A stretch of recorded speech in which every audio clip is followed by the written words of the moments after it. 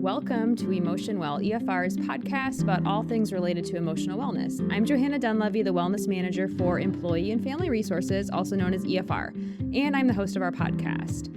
As an FYI, EFR is located in Des Moines, Iowa, and we are Iowa's first employee assistance program and provide a variety of services you can learn more about at www.efr.org.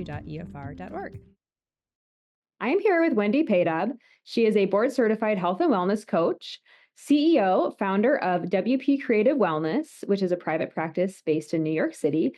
And Wendy specializes in stress management. Thank you so much for reaching out to me, Wendy, on LinkedIn. I'm so excited to have you on the podcast. Well, I don't know if it only matches my excitement. I'm delighted to be here and talk to, EFR and support folks in any way I can with my somewhat cautionary tale and how I got involved with stress management. Yes. Tell us more about your journey into the place you are now as a coach, founding your own business. Tell us a little bit about Sure. maybe those early years before you even realized that you had stress in your life. Oh yeah. I mean, I come to this work, and I'll just say a couple of bits about who I deal with and what I'm doing right now, just to ground us in the present here. Sure.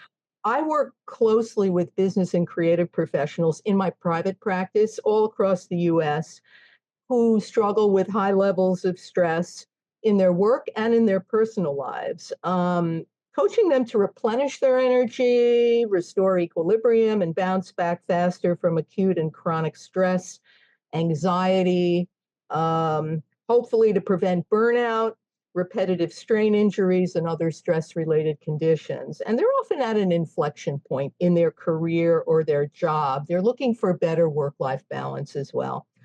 In addition, I also co-lead short-term behavioral mental health programs with licensed therapists, and I coach what's called comorbid adults that have more than one, they have two or more psychological or medical issues to reduce their stress, anxiety, and depression, which, by the way, can actually dramatically improve the outcomes of serious conditions like panic disorders, anxiety, PTSD, chronic pain, cancer, diabetes, Sure. heart disease, and obesity, and those kinds of disorders.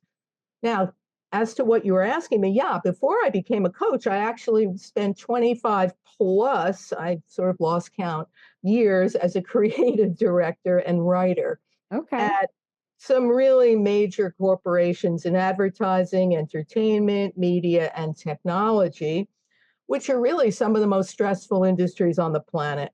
I was really on a fast track. I was doing great. I loved my job. Outside in, things were just looking terrific. In reality, behind the scenes, I was burning the candle at both ends, working way too hard, too long, really unaware that stress was building, which it does. Stress builds silently, and it was endangering my health. I really had no work-life balance, to be honest. I traveled frequently. I commuted 4 hours a day. I was sitting for very long periods in front of screens, typing on computers, on iPads, on phones, overusing my hands and upper body. And it all actually just caught up with me. I developed what's called multiple repetitive stress injuries that forced me to stop working and actually go on disability leave. Um, but instead of quitting, I mean, I was told by doctors, that's it, get out of the field, stop writing, stop everything, don't work at a computer, etc. Instead, because of my nature and my belief in the body's ability to heal, I went on a really profound journey of healing and self-discovery. I dug into my training in psychology, neuroscience, Eastern medicine, mindfulness, meditation, and breathwork practices. And I really found tools, strategies, mind-body solutions that I synthesize in my own way that really address the root causes of stress. And I changed my behaviors, my habits, my ergonomics, my self care, how I thought most importantly, about my productivity. And what is productivity? Multitasking is a myth. A lot of people have been raised to believe that the more we can do, the more productive I am, unless I hit a wall or a limit. It's great, right? I should continue. Right, right. Yeah. So I became actually a lot more up close and personal with myself about my own stressors. Stressors are unique to each of us and modified my frenetic lifestyle. So the result was that I really was able to rebound healthier, stronger, more resilient, and actually able to perform better, amazingly, than Yeah. before because I believe I had a new mindset, which was I don't have to live in overwhelm, full of stress. I can work smarter, not harder. And work life harmony or integration, as we call it, does exist if you are motivated to find it and get the right support. Yeah. That's a very interesting kind of background as to how you ended up wanting to coach people through their own stressors. I think there are a few things that you said that just made me think of some early memories I have as a wellness professional. So for those listening, I think a lot of our listeners know that I'm based out of Des Moines, Iowa. And so, Wendy, you're our first guest from New York City. We have Ooh, there's had, got to be a first person. yeah, yeah. So, when you mentioned you had a 4 hour daily commute, I think if people are listening from large metropolitan areas, they might not kind of pause when they hear that. But for those of us living, especially in Iowa, if I Mm, had a 4 hour commute, I'd be probably leaving the state, right? Because we just don't have commutes of that length. And so it reminded me of years and years ago when I was a new wellness professional. I was a health screening specialist, and I went around with other colleagues to companies, and we took blood pressure, cholesterol, glucose. We administered a health risk assessment, and we would talk to individuals one on one about what their blood results were and what their health risk assessment outcomes were. And I remember I met a man, and he kind of came into his appointment and he seemed like he was on edge. And I asked him how he was doing, and he kind of immediately just went into, "Oh, I'm not good. I'm really stressed." And I said, "Oh, I'm sorry to hear that. What's going on?" And I remember he said, I moved here a few months ago from New York City thinking that my commute would be shorter. I used to commute, and I think he gave me a number like 3 hours a day. And he he said, and I thought when I got here I would have, like a 3 minute commute, but I'm driving from West Des Moines and it's 30 minutes each way. And I just remember thinking in that moment, the commute might not be the issue, you know. right, If exactly. we're concerned about a 3 hour commute now turning into a 30-minute commute, and that's still not helping relieve some of your stressors, there might be more going on. So when you mentioned you had a 4 hour commute, it just took me back almost 20 years ago to this conversation I had with a gentleman who was clearly experiencing a lot of stress. Well, And in fairness to him, I will say this because when we commute, I was commuting on a train, and yes, the movement of a train, if you have physical problems that are stress is starting to manifest physically, can really exacerbate what's going yeah, on. And most of us who do quote unquote commute in New York have our phones. Back then, you really didn't use your phones the way you do now. right. You were using your laptop, which was, by the way, a fairly heavy object, and you had Yeah, to find somewhere to put it out, and you were crunched over, hunched over in the most awful posture, working. You yeah, want to hit the ground running when you arrive because, in my case, I had to go, I had like five different uh, I had a train, I had a bus, I had a shuttle, I had, right. You had there a were lot of transfers. there are many transfers, and I'm so glad you're talking about this because other people in other environments don't get it. They go in their get into their car. Right. Can be a controlled environment. So in some ways you can control your stress a lot better by Yeah. putting on the music you want to hear, or you can, have a hands-free conversation safely, etc. So I'm glad you brought that up. It's very Yeah. Yeah. I mean, commuting here is very different than commuting if you're taking a train or a bus. But I just thought it was an interesting way for him to just share that he's still really stressed. It's just a different kind of stress. So let's Brought talk his about stress stress. with him. He brought his stress with him. He brought his stress with him, yes. And that's, to your point, we call it an invisible suitcase at EFR. We carry this backpack or suitcase Yeah, it's a around, good way and to it put has it. a lot of things in it, and it can get pretty heavy. Exactly. So let's talk about stress. And I think most people know what stress is, but I also think they don't really understand the point with which stress turns into burnout. And so if you could just share through your professional lens and even your personal experiences, what is stress, what is burnout, and how do you know when you're kind of, when one becomes the other? Because we want to Sure. avoid burnout. Well, first of all, before we jump into burnout, we should understand there's acute and there's chronic stress. Yes. Acute, which sounds really serious, is actually short term. It's normal. It's part of everyday life, actually. And by the way, can be very motivating in small doses. And if managed, again, short term, it goes away. Um, Chronic stress is stress that continues on and on for prolonged periods that is not managed, which is the precursor to burnout. Okay. So, even though burnout and stress are related and affect our health and well being, they really are quite different. Um, and so, stress that goes on too long that becomes chronic, that's the lineage, can lead to burnout. Okay. Burnout is more severe and can cause serious health issues. When you're feeling like you're on the road to burnout, you feel drained, you feel exhausted physically and emotionally. You can feel detached from your job or your daily life. You can feel empty, as if you have absolutely nothing left in the tank, nothing left to give. And this feeling of hopelessness or ineffectiveness can affect your ability to function. The good news is that burnout can be overcome, but it does require some significant lifestyle changes or interventions. So it's great not to go down that path. The best thing we can do is prevent burnout by paying attention to the warning signs of stress that's not managed before it just spirals out of control, which is what actually happened to me. Do you think that oftentimes people just grow so accustomed to feeling chronic stress, like living with chronic stress, people just grow so accustomed to that feeling that they don't even know that there's an alternative?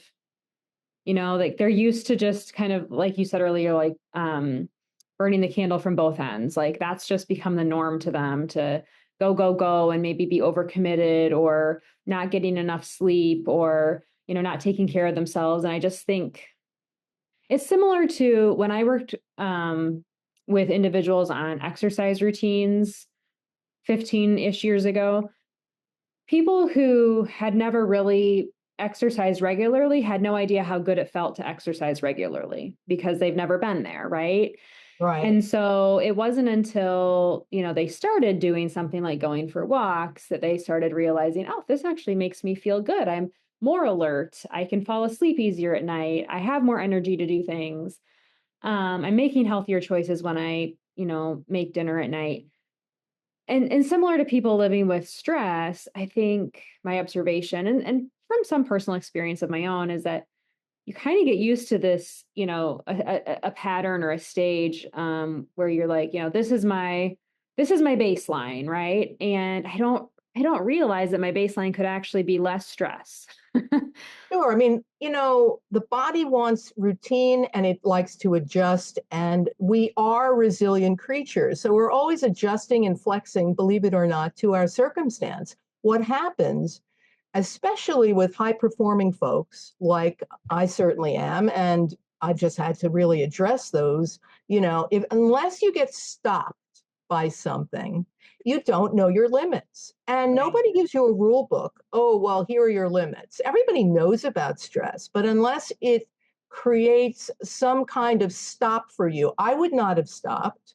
I Right. would not, if you had said, hey, look at all these beautiful resources. There are strategic times to really take a break, and you can preserve your body and your mind and de-stress and all that. I was not of the mindset to stop. And most of my creative and business colleagues aren't. They only stop when they have to. Yeah. Something goes out. It can be an illness, a stress-related illness. It can be, in my case, a physical burnout. My body said, that's enough. So that's how you knew. That's kind of where you became Yeah, aware that you were no longer experiencing chronic stress. You were entering burnout. It I'm was going to tell you physical about that symptoms. Okay. because people need to hear it. Yeah, please tell us. What is not so very well known is this idea of repetitive strain, repetitive stress injuries. And I really want to make a big point of this because all of us use computers, all of us use our phones. What does that mean? All of us are using movements with our hands and upper body, how we sit, etc., over and over and over again. So that's what repetitive is all about. How does it build? It builds silently. In my case, I didn't even realize the toll that it was taking in the background until it was too late. My entire upper body locked up. The muscle tension that I had in my neck and my shoulders got to the point of intensity where I could not turn my neck at all. Wow. I could not sit up straight, which is very important for the spine to be sitting up straight. I didn't have the right support either at work or during my commutes. So the whole idea of ergonomics was not known to me at the time. I started wearing a brace at work and when commuting, but that didn't really help the stiffness or the pain, which also radiated down my arms and elbows and wrists. I had what really was the beginning of tennis elbow. And anytime I was at the computer, typing or texting or doing anything on my phone or computer, I had numbness that I wasn't paying attention to and tingling in my fingers, which is a precursor to carpal tunnel syndrome. All this is what kind of built together. Okay, these are a lot of different symptoms that I'm talking about. Mm. And this is what can happen in repetitive strain or repetitive stress injuries, where all of a sudden your body just stops, locks up. And that's why I had to take a forced break and go on disability leave, which I don't wish on anyone. My goodness, that's one of the hardest things to climb back from. And many people never make it back to the work that they love and to their lives. It takes an emotional toll also. Yeah. And I'm kind of putting you on the spot here because we didn't talk about this in our conversations before we recorded. But when it comes to disability leave, do you know roughly like a percentage that's related to stress or physical ailments due to stress? Do you have any insight? Well, I know that the percentages, I don't know the exact numbers, but it's super high for people going out on what used to be called emotional reasons, emotional breaks. Okay. But disability, huge. Yeah. And that is why companies, I believe, have really had to pay more attention Sure. to providing what they would call early intervention or, more. It could be in the form of EAPs. It could Yep. be in the form of wellness services. The real question is, are people using them? Right. Which we were talking And are about. they aware of them? Because I Are think they that, even aware of them? yeah, awareness is huge. And then once they're aware, how do you get them to use them? And I don't know the percentage on this either, but I know there's a large number of people that go on disability due to depression. So mental health diagnoses can also, trigger disability. You'd be surprised. The last time I looked at the numbers, it was more physical than More emotional. physical. Okay. Oh, yeah, absolutely. And again, the repetitive stress area is something that a lot of people live with. They don't really know that there is something called repetitive stress syndrome. I just became aware of it because my body literally said, that's it, and it locked up. Yeah. But the good news is you can address that, but you have to take a break from whatever you're doing that brought that on is a lifestyle issue. And so for you, was it taking that disability and getting out of the work environment and the long commute that kind of rehabilitated you? Yes, and I also had to really find the right team to work with. Okay. For the first time in my life, I worked with an ergonomist. Okay. I didn't even know how to pronounce that. but I completely revamped and raised a lot of this is about awareness. Oh my God, look how I'm moving. Look how I'm actually sitting. I looked into such things as Feldenkrais and how am I actually moving, biomechanics, Uh-huh. things that really started addressing without having to go on heavy medication or any of the things that the doctors talked about, because I'm very holistically minded. And like I said, it was a triple play. You have to address what's going on physically. Of course, that's what's raising the flag. But what's actually going on emotionally and what's going on mentally? How are you holding your productivity? How are you holding your body? How are you holding your mindset? And emotionally, it's very hard to go on disability. Yeah. But this is where people self-awareness, self-care, this whole, these terms that we hear about, this is where it comes into play. And people really need to have the time to spend to do that. Now, you can do that without having to have such a radical break. That's Yeah. what that's why I'm so committed to what I'm doing. When I rebounded, I realized, my God, I can be of great service to people, and help people not go down that dark path. Uh, Absolutely. yeah, because rehab Other is than harder. your ergonomist, did you have physical therapy, occupational Oh therapy? my God, I had physical therapy, I had occupational therapy for my hands. Um, I had a whole bunch of doctors. I had orthopedists, I had physiatrists, who were really quite excellent as well. A lot of it is not just the specialty, but finding people that are on your wavelength. I held the view that I can heal. If I created this, I can uncreate it. But you have to find the right people who have that type of mindset. Sure. And in our traditional medical system, a lot of times they just want to give you something to relieve pain Yeah, a and not Band-Aid, really basically. exactly, Like, we'll give you a exactly. cortisone shot, and then that will feel better for 3 Exactly. months. Or, hey, I said, what do you expect me to do? Be a forest ranger? Because the only thing that helped me, and it was a big clue, feel better was being in motion, Right. walking, being active. Why? Because that's what I hadn't been doing. I've been so Right. sedentary. The sedentary lifestyle cannot be underestimated. And all of us, almost all of us, I would say, are prone to this and really need to address this. It is not a nice to have. This is an absolute, given our integration of technology in life, you know, in Yeah, our work life and our personal life. absolutely. So, yeah, I think this is so fascinating, and I truly believe that everyone listening understands to some extent what stress is, but I don't think they understand the magnitude of how it can affect their lives, change their lives, have a ripple effect within their family dynamics, within multiple generations. Mhm. So, talk a little bit about stress reduction and health outcomes. So, how can being mindful of stress levels and preventing burnout improve overall health outcomes for individuals, like it did for you, essentially? Well, it is amazing how reducing stress and putting our focus on that can turn things around and improve our physical and mental health, and well being in some really amazing ways. So, first thing to realize is that chronic stress weakens our immune system and it makes our bodies vulnerable to infections and illnesses. That's why there's such a connection between stress and stress related conditions. So when we reduce stress, and there are so many ways to address that, we strengthen our immunity and we lower the risk and severity of really serious diseases like high blood pressure, heart disease, diabetes, cancers. I mean, it's very profound.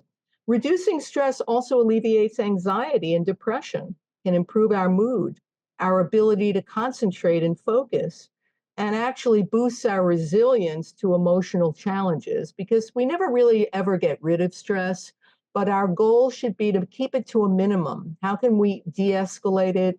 What tools and strategies can we learn to do that?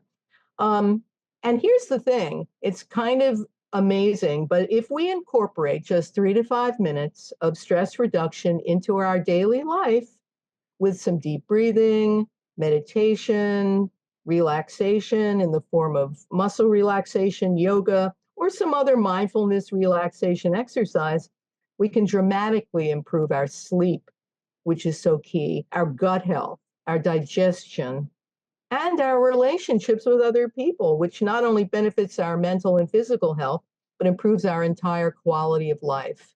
Many people's relationships are suffering because of stress, and it spills over, whether it's colleagues, whether it's our loved ones. And so this is a huge component of our life that it's within our control. Yeah. And I like how you emphasized 3 to 5 minutes makes a difference, because similar to when I coached individuals around, starting an exercise program, I think people often underestimate the power of very small intentional acts throughout their day. So parking a little bit farther away, to get 500 extra steps every time you run an errand, or, having that extra glass of water. I mean, the same is true for stress. So if you can take 3 to 5 minutes before your workday starts, or before you wind down at night, or, after this podcast, we're recording this on my mom's birthday. So I'm going to, go for a Happy little. birthday to your She's mom. 80 today. So Beautiful. Young. So 8 I'm going years to call mom, and I'm going to get up and I'm going to go for a walk to do that. So I'm not just old. sitting. So I just think that some of those Mhm. little contributions to our overall physical health, largely get passed by because people think, oh, I have to do 30 minutes of exercise, or I have to do a 45-minute yoga class. No, Absolutely. you could do 3 They're minutes. like micro breaks. In fact, I just wrote a really interesting post for LinkedIn about taking breaks and what kinds of breaks you can take throughout the day Yeah. for your mind, for your body. And they're short. And here's the thing, I always tell my clients, think of it as hitting refresh on the computer. Mm-hmm. That's exactly what it's like for your body and for your mind. And the irony is that, when we get locked in thinking we're going to be more productive by white knuckling it and continuing to work, actually, we're more productive when we give ourselves what's called brain breaks, as Yes. well as physical breaks. Yeah. Instead of powering through and Short skipping the ones. break. Yeah. 3 to 5 minutes, maybe 10. There are so many ways to do that. And you're extending the life of yourself as well as your projects. Yeah, absolutely. Let's transition into comorbidities. So you mentioned at the very beginning of our conversation that you do coach individuals with comorbidities. And I think for those of us in the wellness space, we know what that means, but a lot of our listeners might be unfamiliar with what a comorbidity is. And so share a little bit about what that term means and how you approach someone living with comorbidities as a health and wellness coach. Sure. Well, first of all, listeners, don't worry. It's just a fancy medical term. It refers, you can just think of it, the word so there's two or more health problems going on for an individual at the same time. But it could be as many as 5 or 6. I mean, it's two or more.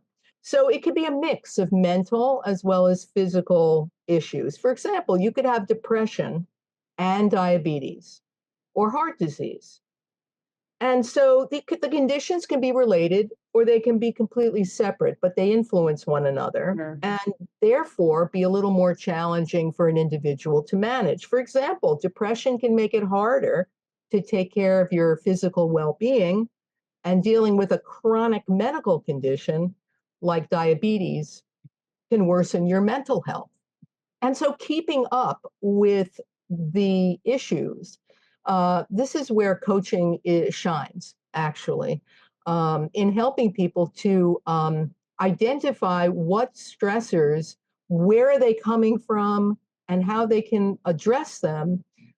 Because in dealing with stress, which is the underlying drumbeat of all of this, they can improve the outcomes. And this is of these very serious conditions by maintaining control, by regaining control over their life, which, as an example, with diabetics, control is a very big issue. So by helping them to, get into a structured program or a structured routine helps them in terms of even taking their blood glucose levels every day. So it's all connected. And when a person has the confidence and motivation that comes from small wins, these small, we break down tasks into just one small step somebody can take and practice in the next week, my God, that can affect the whole picture.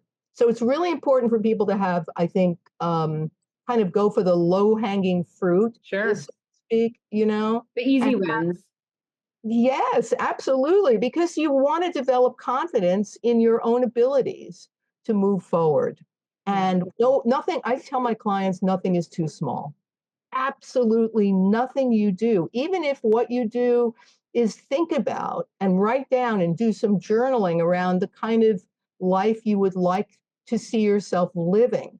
You know, Seeing ahead and having a vision is so key. It's not about just focusing on the problems and on the issues at hand. It's about where do I want to be, because that mindset is what's going to help you take those small baby steps, which can lead to the big changes. Absolutely. So, share a little bit about your coaching services and how people can connect with you. I'm going to leave notes in the show notes for the podcast with your LinkedIn profile and your WP Creative Wellness website URL and some other assessments. And you have a newsletter that people can sign up for. But I'm just curious how people might want to connect with you. And do you work with individuals, or do you only go through employer groups? Can any random person listening to this podcast reach out to you Oh, for coaching? I work with individuals across the board, Okay. men and women, adults, because I do so much virtual work since the pandemic. And my certifications don't restrict me as other mental health professionals to the state in which I live. I work with people all across the United States, which is great. It's great for me. I love it. I'm really passionate about raising awareness around chronic stress and empowering people to prevent or rebound from burnout so they can pay attention to their symptoms. And because of that, out of my own experience, I developed two rather robust self assessments for assessing work stress and personal stress, a snapshot, but it's Okay. more than just a quiz or a snapshot. These are insightful tools that a person can actually, I encourage people to take them from time to time, because your stress level and perception of stress will change. What's valuable about these self assessments is that you can pinpoint the exact areas where your specific triggers or stressors lie. And that awareness is what's going to carry you to the next, whatever the next step is for you. Awareness creates choice. That's what I always explain to folks. So those two self-assessments are really great. They're free. They come with a 30-minute free consultation Okay. also, so that they get their results and they can digest them. But then how do they actualize or activate, take action on those actual results? My goal was to help people to form a wellness plan, the beginnings of an action plan. I come in on accountability and helping them to actually take all of that, break things down, and have a vision of where they want to be and structure something. I also offer 3 to 4 and 8 to 9 month programs. Okay. They're called Soar Above Stress programs. There are also specialty programs that I offer. So I offer a medley of things depending on what everything's customized, highly customized, because, like I said earlier, everyone's stressors are unique and they come to the work usually with some kind of a challenge, some kind of a, it's if they can catch themselves earlier than later, they can make great strides. Basically, my programs are meant to help people accelerate the results they would. Well, it's a mindfulness and accountability thing, but it also is intended. They're structured in ways that people really don't know sometimes how to take the next step. So they can connect with me on these resources. They can sign up for a monthly newsletter. I have a monthly newsletter called Work-Life Balance by Design, with all kinds of great tips and strategies that people can do. They can learn about my programs. They can go on my website, wpcreativewellness.com, LinkedIn profile. And even without the assessments, I offer a 30-minute discovery session for absolutely anyone that's interested in coaching. What is it? Could this benefit me? It's they People walk away always feeling more empowered after a session like that. They're more equipped and knowledgeable about their options, and that's what I really am passionate about, is providing options to people so that they can not feel hopeless, they can not feel discouraged, they can not feel depressed about their circumstances. There are real answers for them. I like how you talk about options. It reminds me of when I was going through, when I had my daughter, she's 7.5 now. So it'd be about 8 years ago, I was doing, my pre-birth class. And I remember the birthing educator said, if you don't know your options, you don't have any. Beautifully said. And that has always stuck with me, not, just for that set of circumstances in my life, but when I'm trying to navigate things in my career or personal relationships, it's like, gosh, if I don't know my options, I don't have any. I mean, you really have to know what your options are. So I love that. And I will include all of this in our show notes. So if you're listening and want to connect with Wendy, want to sign up for her newsletter, do one of those 30-minute sessions, all of that will be in the show notes. Anything else you want to share with our listeners before we sign off? I just want to encourage people to have hope and pay attention to themselves, even if they're leading the kind of life that I've had my whole life. And I'm the same personality. I'm a very high-performing person. Knowing that one should take a break, knowing, I should, meditate, or I should take a breath, or I should just be aware of the language that you're using. Because we can speak to ourselves in a very unproductive way, in a very unkind way. And one easy way to notice is those should statements. Because the minute you say should, you're not going to take any sort of action. Who would? Who would? So I would urge people to, give a little grace and kindness to yourself.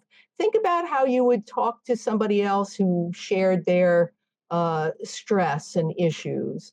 And just think about, sometimes the way I talk to myself can actually be getting in the way of me, being able to learn what my options are and move forward. And don't be afraid to ask for help. I think that when I look back, if you stopped me at any particular point, I would have said, no, I'm fine. And the truth is, we can all use a helping hand. We can all use support. And it's really about asking and acting on that at a time when you suspect that you need it and you feel it. Yeah. Well, thank you. And also for our listeners, if you have EFR's EAP, don't hesitate to reach out to use your EAP benefits. Call 800-327-4692, and you can connect with a counselor, a phone counselor. You can get in-person or virtual counseling sessions. So there's all sorts of resources available. It's just, again, knowing those options. Thank you, Wendy, so much for your time. It was great having you on the podcast, and I'm really excited for people to learn more about you and spread the word about EFR as well. Thank you so much. You're welcome. Thank you for listening to Emotion Well. Employee and Family Resources, or EFR, is a 501c3 nonprofit organization located in Des Moines, Iowa. We support communities, workplaces, and schools with comprehensive behavioral health services. If you would like to contribute to our mission, please click on the donation link in our show notes.